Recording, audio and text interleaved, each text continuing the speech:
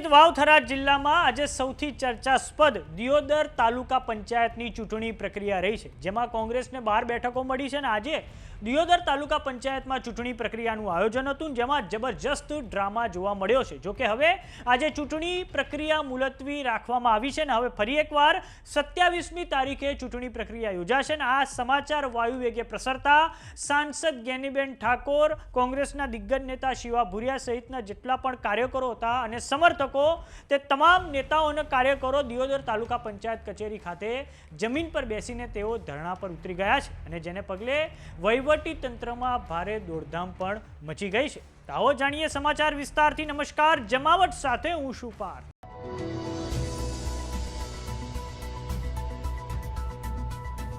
દિયોદર તાલુકા પંચાયતના કારણે નવરચિત વાવથરા જિલ્લાના રાજકારણમાં જબરજસ્ત ગરમાવો આવી ગયો છે, જેમાં કોંગ્રેસને 12 સીટો અને ભાજપને 10 સીટો મળી છે। જો કે હવે ફોર્મ સબમિટ થતાં જ ભાજપના સભ્યો દ્વારા ભારે વિરોધ શરૂ થયો અને આ પછી ચૂંટણી પ્રક્રિયા દરમિયાન ભારે હોબાળો અને બોલાચાલીનો માહોલ સર્જાયો હતો, જેમાં એક મહિલા સભ્યનો ઉગ્ર વિરોધ પણ ચર્ચાનો વિષય બન્યો છે।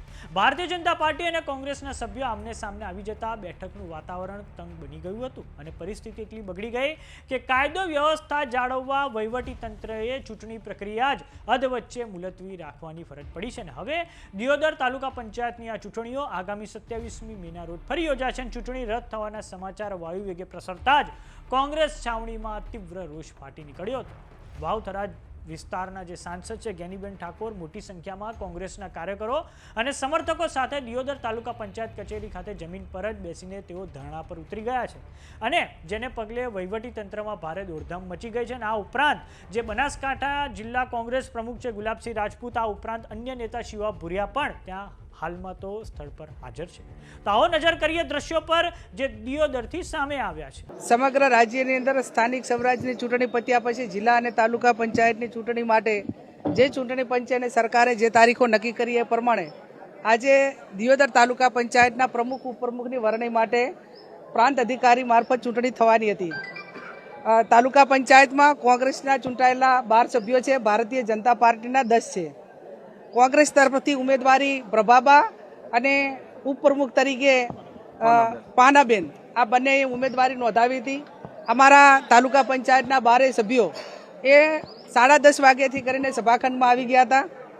ચૂંટણી અધિકારી કોઈની સરકારની ભલામણ કે સરકારની મિલીભગત અને એમના આદેશ પ્રમાણે જે સમય મર્યાદા નક્કી કરેલી હતી એના કરતાં 1 કલાક લેટ આવ્યા અને આવ્યા પછી જે અગાઉ એમને એડવાન્સ પ્રી પ્લાન બનાવ્યો હોય એ પ્રમાણે ભારતીય જનતા પાર્ટી પાસે બહુમતી ન હોવાથી એમની પાસે બહુમતી નથી, માત્ર એમના 10 સભ્યો હતા, એટલે તાલુકા પંચાયત એમની બનવાની નથી। એના કારણે એમને સૂચના આપવામાં આવી કે તમે અંદરો અંદર બબાલ કરીને એકાબીજા સાથે બાજવાનું અને પછી લો એન્ડ ઓર્ડરના એટલે કે કાયદો અને વ્યવસ્થા જળવાનું નથી, એ રીતે કરીને ચૂંટણી મુલતવી રાખવી, આવું આયોજન એ ભારતીય જનતા પાર્ટીના આગેવાનો, સરકાર અને સરકારમાં બેઠેલા જે અધિકારીઓ, કે આમ તો બ્યુરોક્રેસી એટલે ન્યાય ઉપર બેઠેલી એ સીટ હોય, એ ખુરશી હોય, એને ચૂંટણી પંચના નિયમ પ્રમાણે ચૂંટણી કરવાની હોય, પણ ભારતીય જનતા પાર્ટીના સભ્યો એ અંદરો અંદર એકાબીજાની બબાલ કરીને ચૂંટણી બંધ રખાવવા માટે કરીને ઝઘડો કર્યો, એવા સમાચાર અમને બહારથી મળ્યા અને એ પ્રમાણે ચૂંટણી અધિકારી તટસ્થ નહીં પણ સરકારનો એક ગુલામ હોય, એક સરકારનો હાથો બની ગયેલો અને લોકશાહીનું હનન કરવા અને લોકશાહીનું મર્ડર કરવા માટે જ્યારે અધિકારીઓ આ મેદાનમાં આવ્યા હોય ત્યારે આવા અધિકારીઓને અમે જે હાઈકોર્ટમાં લઈ જવા પડે, એક જ્યુડિશિયલ રીતે અમારે ન્યાય માગવો પડે તો એ ન્યાય પણ માગીશું અને એના ઉપરાંત પણ પ્રાંત અધિકારી કે જે ચૂંટણી અધિકારી છે એમને ભારતીય જનતા પાર્ટીના કાર્યકરોએ એમને ગાડીની હવા કાઢી હોય કે એમના ઉપર કોઈ કપડાં ફાડવા માટેનું કે માટેનો પ્રયત્ન કર્યો હોય, એ પણ ભારતીય જનતા પાર્ટીના સભ્યોએ કર્યો છે, કેમ કે એમને કોઈ પણ ભોગે ચૂંટણી મુલતવી રાખવી એ એમનો પ્લાન હતો અને એ પ્લાન પ્રમાણે આજે હું પણ પ્રાંત અધિકારીને ચૂંટણી અધિકારીને મળી એમને કીધું કે ભાઈ 27 તારીખ મેં આપેલી છે એટલે આજે અમે એમની પાસેથી પ્રોસિડિંગ લઈ લઈશું, પણ ભારતીય જનતા પાર્ટી એ સત્તા આગળ એને નથી લોકશાહી દેખાતી, સામ દામ દંડ ભેદ ત્યાં સુધી તો હતું જ, પણ હવે અધિકારીઓનો પણ દુરુપયોગ કરીને ચૂંટણી મુલતવી રાખીને તાલુકા પંચાયત કોંગ્રેસની બનતી અટકાવી છે। અમે હાઈકોર્ટમાં જઈશું અને જ્યારે પણ ચૂંટણી થાય ત્યારે અમારા 12 સભ્યો અડીખમ રહેશે અને તાલુકા પંચાયત કોંગ્રેસની બનશે. દિયોદરની જનતા બેન ક્યાં સુધી રાહ જોશે? એક તો 8 વર્ષે તો ચૂંટણી આવી છે. પહેલા 5 વર્ષે તાલુકા જિલ્લા પંચાયતની ચૂંટણી આપવી પડે, એને બદલે છેલ્લા 3 વર્ષથી તાલુકા પંચાયતની ચૂંટણી નથી આપી, જિલ્લાની તાલુકાની, એને 8 વર્ષ થઈ ગયા. અને 8 વર્ષ પછી પણ જ્યારે એમને ચૂંટણી આપી છે ત્યારે ઘણી ગાંઠી તાલુકા પંચાયતો કોંગ્રેસ પાર્ટીની જે લોકોએ મત આપ્યા છે, લોકોએ એમને ચૂંટ્યા છે અને છતાં પણ એમને પચતું નથી. ત્યારે ભૂતકાળની અંદર કોંગ્રેસની સરકારો હતી, બીજી સરકારો હશે, પણ ક્યારેય બહુમતી આવેલા સભ્યોને કે બહુમતી જે પાર્ટીને મળી હોય એને આ રીતે લોકશાહીનું હનન કે લોકશાહીનું હત્યા કરવા માટેનું કામ એ ભૂતકાળમાં કોઈ સરકારોએ કોંગ્રેસને નથી કર્યું. ત્યારે આ લોકો સામદામ દંડ ભેદને અધિકારીઓ, પોલીસ તંત્ર અને પ્રાંત અધિકારીઓ હોય કે ચૂંટણી અધિકારીઓ હોય એમને પણ તટસ્થ રહેવા દીધા નથી. એ આવનાર સમયની અંદર સમગ્ર દેશની અંદર આ એક આ લોકશાહી ખતમ કરવા માટેનું અને બંધારણને ખતમ કરવા માટેનું કામ એ આ ભારતીય જનતા પાર્ટી કરી રહી છે.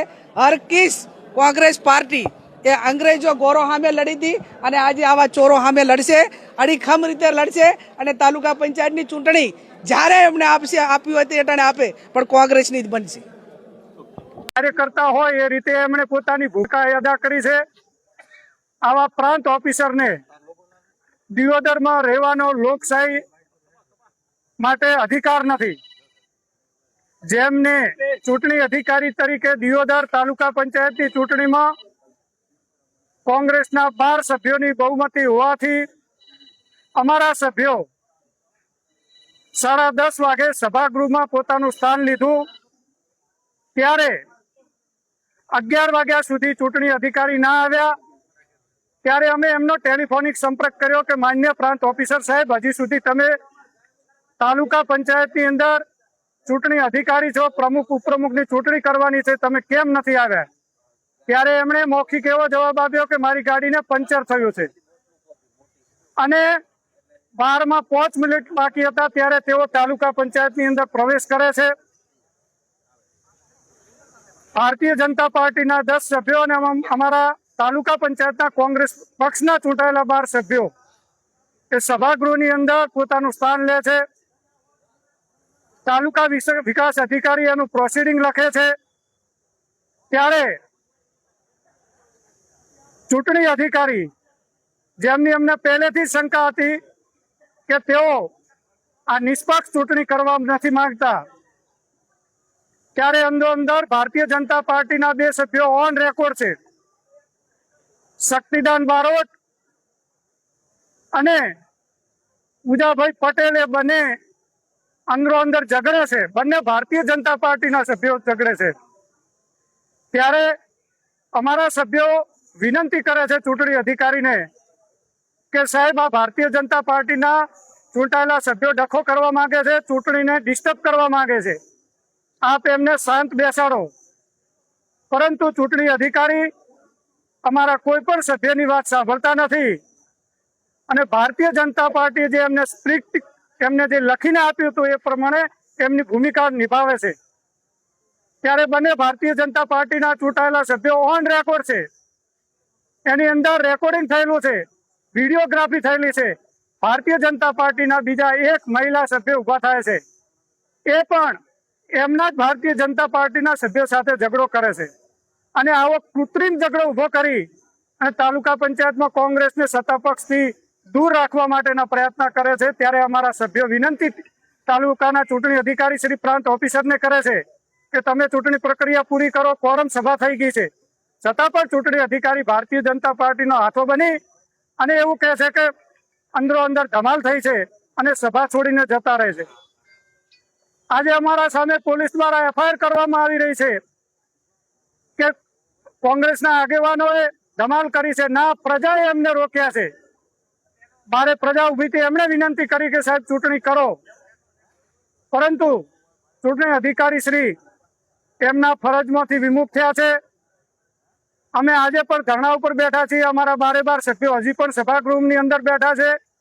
અમારા એક તાલુકા પંચાયતના સભ્યશ્રીની ડિલિવરીનો પ્રસંગ છે. 27 તારીખે એમને ડિલિવરીની આપેલી છે ડોક્ટરે, ગાયનિક ડોક્ટરે. જાણી બુજીને ભારતીય જનતા પાર્ટી ની સરકારના કહેવાથી આવા અધિકારીઓ હાથા બની રહ્યા છે, ત્યારે હજી પણ અમે વહીવટી તંત્રને વિનંતી કરીએ છીએ કે અમારે કાયદો હાથમાં નથી લેવો, ચૂંટણી પ્રક્રિયા કરાવો. જ્યાં સુધી તમે ચૂંટણી પ્રક્રિયા નહીં કરાવો ત્યાં સુધી અમારા સભ્યો અને અમારા કાર્યકર્તાઓ અને દિયોદરની જનતા અહીં બેસી રહેવાની છે. હું મારા સોશિયલ મીડિયાના માધ્યમથી વિનંતી કરું છું કે આવી તાનાશાહી ના કરો. પ્રજાએ તમને જનાદેશ નથી આપ્યો, જનાદેશનું ગળું ના ઘૂંટો, અને જો તમે જનાદેશનું ગળું ઘૂંટશો તો પ્રજા તમને માફ નહીં કરે. આવા ચૂંટણી અધિકારી નિષ્પક્ષ ચૂંટણી નહીં કરે. ફરીથી હું મારા સોશિયલ મીડિયાના માધ્યમથી કહું છું કે તટસ્થ અધિકારીને ચૂંટણી પ્રક્રિયામાં ભાગ લેવામાં આવે. આવા અધિકારીઓ ભાજપના ઈશારે કામ કરતા હોય છે. હજી પણ હું વિનંતી કરું છું પોલીસ તંત્રને કે અમે ગાંધી ચિંધ્યા માર્ગે અમારું આંદોલન કરી રહ્યા છીએ, ત્યારે દિયોદર તાલુકાની જનતા વધુમાં વધુ સંખ્યામાં દિયોદર તાલુકા પંચાયત કચેરી ખાતે ઉપસ્થિત રહે. આપણે ગાંધી ચિંધ્યા માર્ગે આંદોલન કરવાનું છે, કરતા રહીશું. જય હિન્દ. તો સમાચારોમાં અત્યારે બસ આટલું. જોતા રહો જમાવટ. જો તમે અમને યુટ્યુબ પર જોઈ રહ્યા તો સબસ્ક્રાઇબ કરો, જો તમે અમને ફેસબુક પર જોઈ રહ્યા તો ફોલો કરો. સાથે જ અમારી વોટ્સએપ ચેનલ આવી ગઈ છે, જોઈન કરવાનું ના ભૂલતા. નમસ્કાર.